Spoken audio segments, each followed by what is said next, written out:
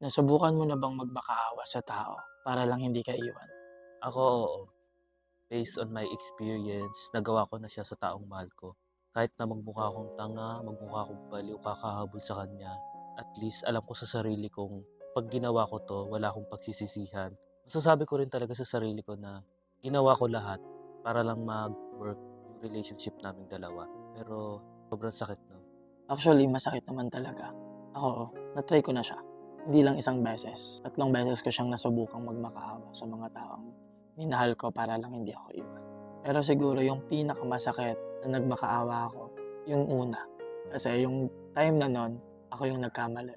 Tapos hanggang ngayon naman, parang hoping pa rin ako na if ever man na bumalik yung taong yun, babalikan ko. Pero napaka-imposible na. Kahit kasi sabihin ng mga tao na, ba't kailangan mo magmakaawa pagdating sa love? Kasi ayun ako eh, gano'n ako mag-express ng feeling.